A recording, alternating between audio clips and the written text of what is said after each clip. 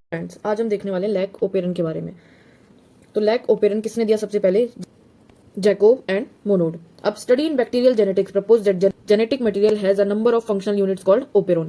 An operon consists of 4 types of gene: regulator, promoter, operator, structural gene. अब इसमें क्या होता है, बैक्टीरिया में स्टडी की गई कि बैक्टीरिया को अगर हम लैक्टोज दे दें तो उसको अगर हम बैक्टीरिया को लैक्टोज दें मीडियम में तो वो लैक्टोज को कैसे यूज अप करें। लैक्टोज के ब्रेक डाउन के लिए हमारे बैक्टीरिया को एक एंजाइम चाहिए, क्या? Beta galactosidase. अब ये बीटा गैलेक्टोसिडेज बनेगा कैसे? लैक ओपेरन में हमारे पास ये हमारा एक जीन सेगमेंट है जिसका क्या होना है, जिसका ट्रांसक्रिप्शन होना है। इसके अंदर हमारे पास जीन होते हैं जिनको हम बोलते हैं पिप्पो, PIPO यानी पिप्पो। शॉर्ट फॉर्म में आप याद रख सकते हैं ZYA। आई क्या पे? Regulatory gene. आई क्या है हमारा? Regulatory gene. ये बनाता है एक रिप्रेसर mRNA। फर्दर इससे क्या बनता है? इससे बनता है हमारा रिप्रेसर।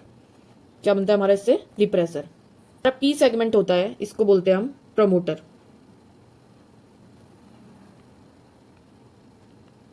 हमारा ओ है ऑपरेटर। और जो हमारे ZYA हैं ये हैं हमारे स्ट्रक्चरल जीन्स। अब आई रेगुलेटरी जीन ने क्या किया? अपना mRNA बना दिया और इससे क्या बना? एक रिप्रेसर। अब जब हमारे पास लैक्टोज एब्सेंट होगा मीडियम में, लैक्टोज जो है वो एब्सेंट है, उस कंडीशन में क्या चाहिए? लैक्टोज को ब्रेक डाउन करने के लिए एंजाइम चाहिए? नहीं चाहिए। ठीक है, तो उस टाइम पे क्या होता है? फ्रीली इसने रिप्रेसर बनाया, रिप्रेसर हमारा बाइंड होता है जाके ऑपरेटर के ऊपर। रिप्रेसर कहाँ बाइंड हो गया? ऑपरेटर के ऊपर जाके। अब ऑपरेटर के ऊपर जब रिप्रेसर हमारा बाइंड हो जाता है तो ये ऑपरेटर को फंक्शन करने से रोक देता है। तो बाउंड होने के बाद ये जो रिप्रेसर है, ऑपरेटर पे बाउंड होने के बाद क्या होता है? जो बाइंड होने के बाद रिप्रेसर, जो हमारा RNA पॉलीमरेज है, ये क्या होता है? ये आगे इन स्ट्रक्चरल जीन को ट्रांसक्राइब नहीं कर पाएगा। अब ट्रांसक्राइब नहीं कर पाएगा तो देखो Z का काम क्या था? Z वाले का काम था हमारा बीटा गैलेक्टोसिडेज एंजाइम बनाना। Y का काम क्या था? Y हमारा बना रहा था परमीएज, जो हमारी लैक्टोज की एंट्री को फैसिलिटेट कर रहा था। अब हमारा जो क्या बचा? हमारा बचा ए हमारा बनाता है एंजाइम ट्रांस एसिटाइलेज। अब नेक्स्ट हमने इसमें क्या देखा है? सो बेसिकली हमने क्या देखा कि जो हमारा रेगुलेटरी जीन है आई जीन, इसने क्या बनाया? अपना रिप्रेसर mRNA से क्या बना? हमारा रिप्रेसर बन गया। अब रिप्रेसर का काम क्या है? किसी को रिप्रेस करना, दबाना। तो रिप्रेसर जाके बाउंड हो गया कहाँ? ऑपरेटर पे।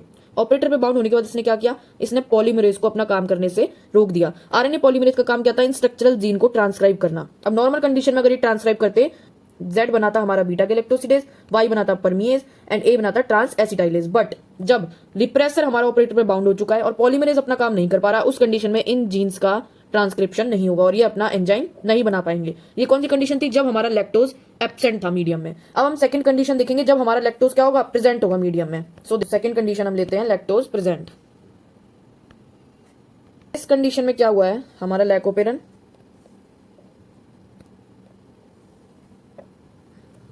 अगेन हमारी जीन्स पिप्पो, अगेन हमारे जीन्स PIPO ZYA। अब पर्टिकुलर इस कंडीशन में क्या होता है? स्ट्रक्चरल जीन हमारा आई जीन, इसका काम क्या है? ये तो बनाएगा अपना, ये रिप्रेसर mRNA इसने बनाया। इससे क्या बना? इससे बना हमारा एक रिप्रेसर। ये रिप्रेसर बनने के बाद क्या हुआ? कंडीशन हमारे पास है लैक्टोज प्रेजेंट।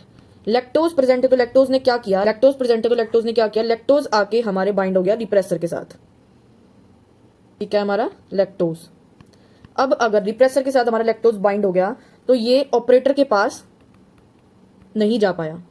ऑपरेटर से बाउंड होने जो रिप्रेसर है, जो जब हमारे पास लैक्टोज नहीं था, हमारा रिप्रेसर क्या कर रहा था? जल्दी, जब हमारे पास लैक्टोज एब्सेंट थी तब क्या हो रहा था? ये हमारा रिप्रेसर जाके बाइंड कहाँ कर रहा था? ऑपरेटर के साथ। ऑपरेटर के साथ बाइंड होकर पॉलीमरेज को रोक रहा था। जब लैक्टोज प्रेजेंट थी तो क्या हुआ? लैक्टोज किससे बाइंड हो गई? हमारे रिप्रेसर के साथ। अब जब लैक्टोज रिप्रेसर के साथ बाइंड हो गई तो जो हमारा रिप्रेसर है वो ऑपरेटर पे नहीं जा पाया। अगर हमारा रिप्रेसर ऑपरेटर से बाइंड नहीं हो पाया तो हमारा जो पॉलीमरेज है RNA पॉलीमरेज, वो आसानी से ट्रांसक्राइब करेगा जीन्स को और अपना जो भी इनका डिजायर्ड प्रोडक्ट है, क्या? Beta galactosidase, permease and trans acetylase,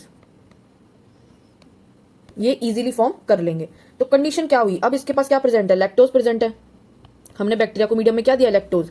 अब इसको ब्रेक करने के लिए लैक्टोज टूट के क्या बनाता है, ग्लूकोज प्लस गैलेक्टोज।